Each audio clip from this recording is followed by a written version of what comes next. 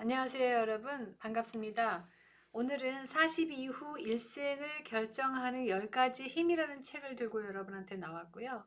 마치 이 책을 읽으면서 저는 40년 후의 나를 만나면서 나에게 얘기를 해주는 듯한 그런 느낌을 받았습니다. 이 책은 하버드 교수가 쓴 건데요. 일단 한번 제 얼굴을 좀 봐주실래요? 여러분들 제가 앱을 하나 다운받았어요. 근데 그 앱에서 보시면 가운데 있는 모습이 현재 이틀 전에 제가 찍은 제 연구실에서 찍은 제 얼굴이고요. 왼쪽이 20년 후의 저의 모습. 그러니까 현재 제가 54세니까 왼쪽이 74세 때 저의 모습. 앱이 이제 이렇게 해주는 거죠. 잘 맞는 경우에는 거의 100% 맞추기도 하고요. 실제 노년이 된 케이스하고 이제 비교해 봤을 때. 그리고 못 맞추는 경우에는 한 60% 정도 맞추는 경우도 있다고 하네요. 오른쪽에는 94세가 됐을 때 제 얼굴이에요. 그러니까 사진을 찍어서 그 앱에다 갖다 넣어주거나 현재 제 얼굴을 이제 앱에다 들이밀면 얘가 이제 그 골격이라던가 이렇게 주름 가는 부분들을 인공지능으로 처리해서 이렇게 하거든요. 이제 이렇게 되는 거죠. 94세가 됐을 때는 이 책에서 나오는 대부분의 얘기들이 이루어진 상태가 아닐까 생각을 하는데요. 여러분하고 한번 그 도대체 이 책에 어떤 내용이 있는지 나눠보도록 할게요. 이 책에서는 여러 가지 얘기를 하는데 일단 저자가 누군지 좀 볼 필요가 있죠. 20세기 가장 영향력 있는 심리학 연구를 했던 사람이다 라고 얘기하고요. B.F. 스키너, 하버드대 심리학과 교수인데 이분이 이제 저서를 썼는데요. 이분이 어떻게 해서 이 책을 쓰게 됐냐면 1982년 8월에 미국 심리학회에서 발표를 했어요. 그게 뭐냐면 노년의 지적 자기 관리라는 그런 논문이에요. 근데 이거는 노년이 됐을 때 이제 기억력도 없어지고 치매에 가기 직전인 뭐 그런 상태인 거죠. 냉장고에 가서 뭘 가지러 갔다가 냉장고 안에다가 뭐 지갑을 놓고 나온다던가 뭐 그런 일들이인 거죠. 그리고 뭐 무슨 말을 하려고 했는데 전혀 그 단어가 생각이 안 나고 어떤 사람을 만났는데 그 사람 이름이 전혀 기억이 안 나고 이랬을 때 어떻게 처리할 것인가 라는 그런 구체적인 방법들을 제시하는 내용이에요. 근데 거기가 1982년에 이걸 발표했을 때 너무너무 선풍적으로 인기가 있었다고 하네요. 그래서 신문에서도 대서특필되고 그래서 사람들이 이거를 좀 일반인들에게 이게 논문이니까 그 관련된 심리학회 교수들이나 그쪽 관계자들에게 이걸 발표하지 않았겠습니까? 그랬더니 일반인들에게도 좀 알려달라라고 해서 책으로 정리해서 나온 책이 이 책입니다. 50 이후 일생을 결정하는 10가지 힘. 그래서 정신과 의사인 이시영 교수님 아시죠? 예전에는 그 TV에 많이 나오셨었는데 이분이 옮기셨습니다. 그래서 그 목차를 한번 볼까요? 사실 목차는 10가지 챕터가 10으로 나눠져 있고 책을 보시면 여러분도 아시겠지만 목차만 쭉 읽어도 이 책이 어떤 내용을 얘기하고 싶은지가 다 나오거든요. 그래서 한번 같이 읽어보겠습니다. 챕터 1은 50 이후를 생각한다 라고 얘기하고 있고요. 50 이후를 생각하는 나이는 50대가 돼서는 안 된다라고 해요. 그러니까 50 이후를, 그러니까 이때가 1982년이었으니까 지금으로부터 약 40년 전이잖아요. 이때 당시만 해도 70을 넘기기가 쉽지 않았겠죠. 그래서 50을 넘긴다는 거는 지금 제가 생각하기에 현대로 따지면 70대이지 않을까 싶어요. 그러니까 지금으로 다시 돌이켜 보자면 우리가 70 이후를 생각한다라고 바꿀 수 있을 것 같아요. 그러니까 70 이후를 생각하려면 70대가 돼서 생각하면 안 되잖아요. 그래서 저는 이제 지금부터 준비하려고 하는데 70 이후를 생각하려면 4, 50대에는 생각을 해야겠죠. 예, 그런 얘기를 해요. 그래서 50 이후를 생각하는데 언제 할 거냐부터 시작해가지고 뭘 생각할 거냐, 노년은 어떻게 준비할 거냐, 이런 기타 등등의 얘기를 합니다. 챕터 2는 하루하루를 즐겁게 만들기 위한 방법들에 대해서 얘기해요. 3번은 생각을 분명하게 하라. 아까 왜 그 노년의 지적관리라는 논문이 책으로 바뀌었다고 그랬잖아요. 그러니까는 노년이 됐을 때 생각을 분명하게 해야 한다. 자기 생각을 분명하게 하기 위해서는 생각을 이렇게도 하고 저렇게도 하고 그 분명한 생각을 유지하기 위해서 어떻게 해야 되는가, 뭐 어떤 그런 방법 같은 거를 설명해요. 4번은 챕터 4는 생활을 바쁘게 보내라 라고 얘기해요. 너무 무료하면 잔소리하게 되고 자꾸 아프게 되고 막 이러니까 바쁘게 해라 막 이런 그 깨알 같은 팁들을 얘기합니다. 그리고 5장에서는 이런 사람들과 어울려라 뭐 이런 얘기 하고요. 6장에 가서는 기억을 소중하게 여겨라. 그래서 기억을 소중하게 여기기 위한 팁들을 또 얘기해줘요. 메모해라. 뭐 기억이 안 날 때 잠자기 전에 옆에다가 뭘 놓고 해라. 그 다음에 칫솔질 하고 나서 그 다음에 뭔 일을 해야 되는데 칫솔질 하고 나서 맨날 까먹으면 그 칫솔 컵에다가 뭐를 뭐 메모를 붙여놔라 뭐 이런 것들 있잖아요. 예, 그런 걸 썼습니다. 7장에서는 세상과 끊임없이 접속해야 한다. 그러려면 이렇게 해라 라는 얘기를 하고 있고요. 8장에서 언제든지 기분 좋게 지낼 수 있는 방법들에 대해서 또 얘기해요. 9장에 가서는 좀 슬픈 얘기인데 피할 수 없는 마지막, 그러니까는 죽음을 임박했을 때, 그때에 대해서 얘기를 합니다. 그 다음에 10장에 가서는 마지막으로 즐거운 노년을 보내려고 마음먹은, 그리고 즐거운 노년을 보내는 자에게 마지막으로 갈채를 하면서 끝냅니다. 한번 들어가 볼까요? 근데 제가 이 책을 읽으면서 느끼는 느낌은 저는 사실은 이제 하버드대 교수가 막 했다고 하고 그러니까 50 이후 노년에 대해서 정말 핵심적으로 딱 10가지 착착착착착 이렇게 정리해가지고 막 줄 알았거든요. 근데 챕터 10이잖아요. 그게 이게 10가지인 것 같아요.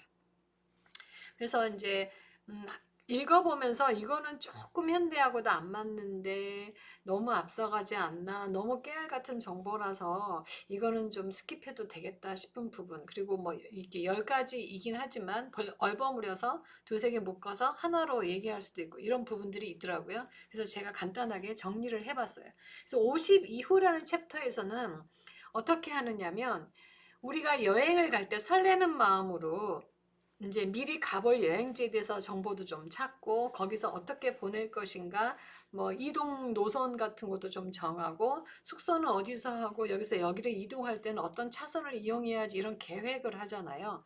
그런 것처럼 우리의 노년, 여기 50 이후라고 되지만 우리는 6, 70이라고 합시다. 그럼 70 이후의 노년에 대해서 여행하듯이 계획을 하는 거죠. 그래서 이 나이가 되면 내가 이렇게 되겠구나. 그러니까 이때는 이렇게 해야지. 이때는 뭘 해야지. 그리고 그걸 위해서 미리 지금 어떤 걸 준비해야지. 이런 거죠.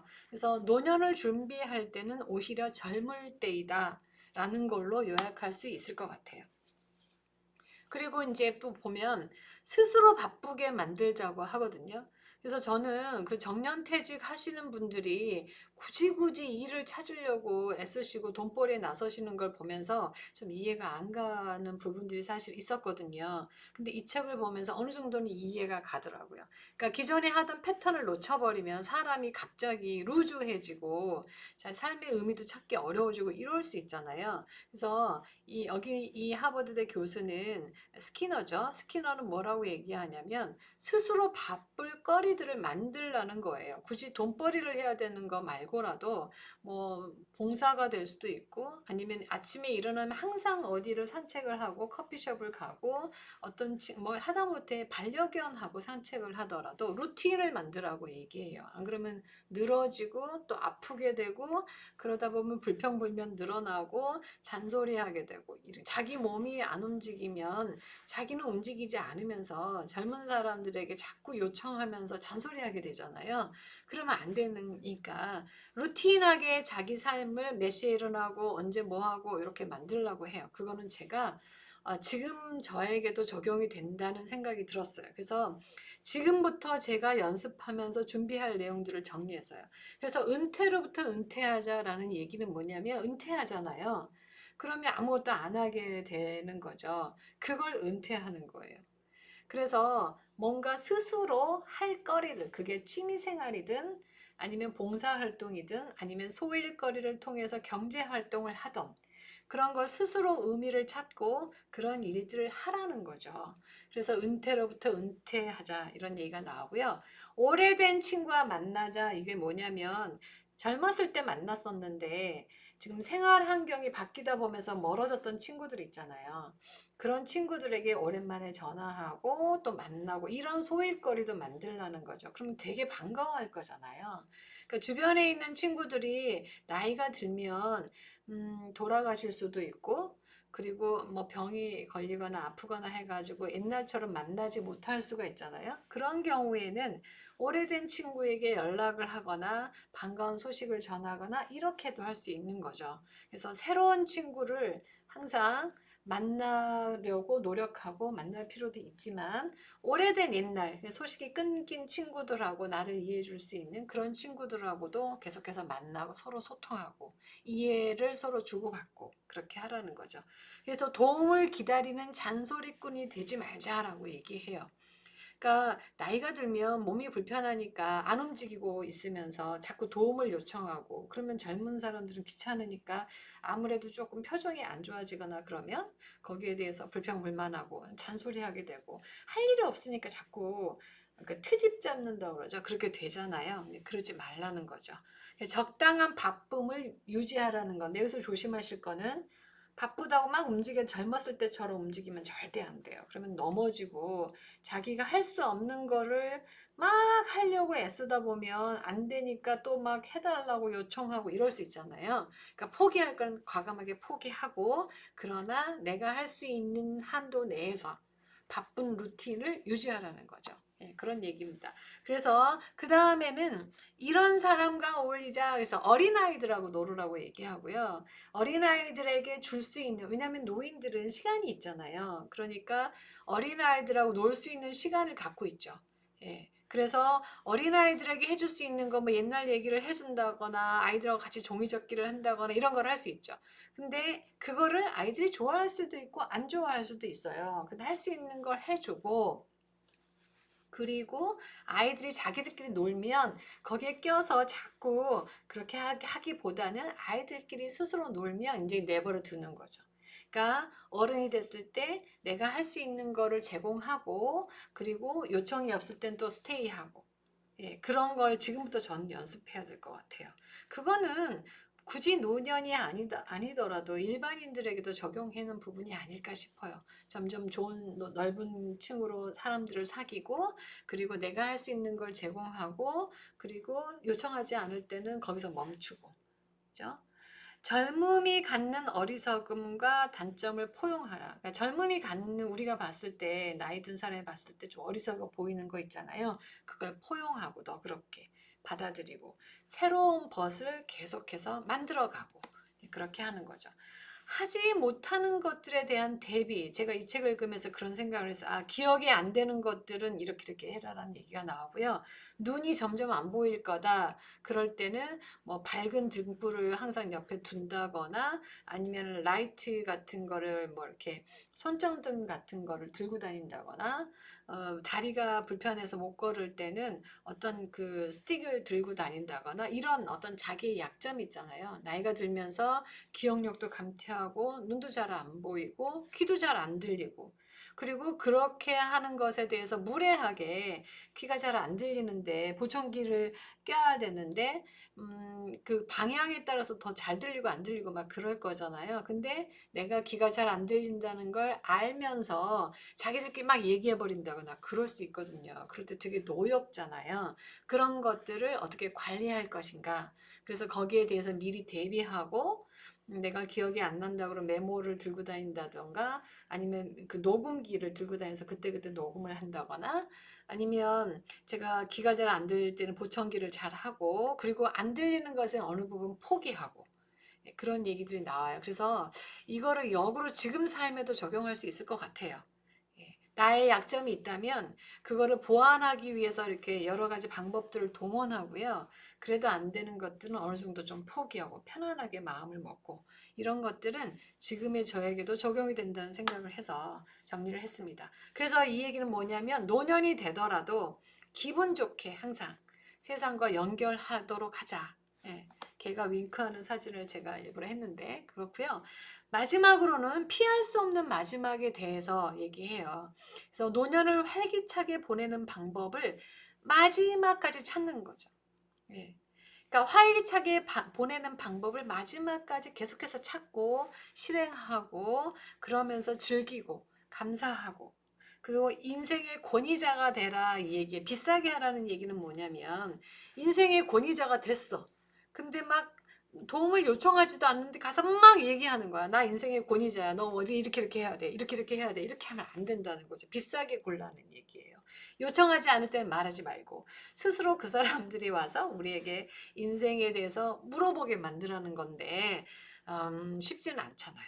그러니까 지금부터 준비해야죠. 그렇죠.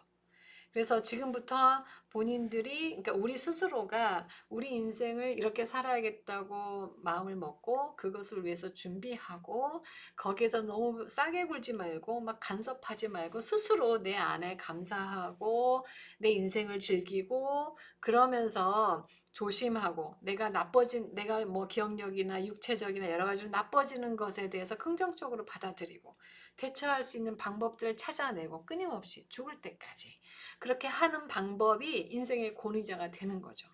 리어 왕이 실수한 게 너무나 일찍 자기 방어권과 권리를 내려놓았다는 거예요. 그러니까 그 딸들에게 자기 재산을 다 주고 나를 잘 돌봐줄 거라고 기대하잖아요. 이제 그게 그렇다는 얘기죠. 자기 스스로 자기 인생을 개척해 나가고 자기 인생에 대해서 책임을 지고 하는 거를 놔버렸다는 거가 문제였다. 거기에 상당히 공감이 됐어요. 네.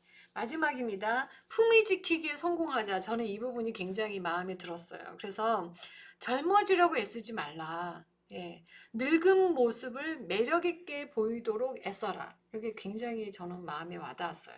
젊어지려고 애쓰는 노년은 좀 취해 보일 수 있어요. 잘못하면. 근데 오히려 노년의 아름다운 모습을 그냥 그렇게 매력 있게 어필할 때 훨씬 더 아름다운 것 같아요. 예. 요즘 유튜버 활동하시는 노년들 보면 되게 매력적이잖아요. 젊어지려고 애쓰기보다 나이든 아름답게 나이든 모습을 그냥 솔직하고 편안하게 내놓을 때 오히려 품이 있는 것 같아요. 그래서 그렇게 나이에 맞게 보이고 그 나이에 맞게 보이는 것들을 활용하고 예. 그리고 인생을 감사하면서 나누며 행복하게 살 때 그게 성공적이고 품위 있는 인생이 되고 그럴 때 우리의 노년의 품위는 지켜진다 이렇게 얘기하거든요. 그래서 저는 이제 54세니까 50대 초반 중반이잖아요. 그래서 여기에 상당히 공감하고요. 이 책을 마무리할게요. 제가 좀 15분 이내에 맞춰야 되는데 좀 오버됐네요. 책 한 권을 계속해서 제가 좋은 책들을 읽고 여러분들에게 일주일에 한 편씩은 나누려고 애를 쓰겠습니다. 구독 부탁드려요. 그리고 좋아요 부탁드립니다. 오늘 감사합니다. 품위 있는 노년을 위해서 여러분들 다 같이 기억하면서 우리 노년을 지켜나가요. 준비해 나가고 여행 가듯이 그렇게 해요. 감사합니다. 안녕.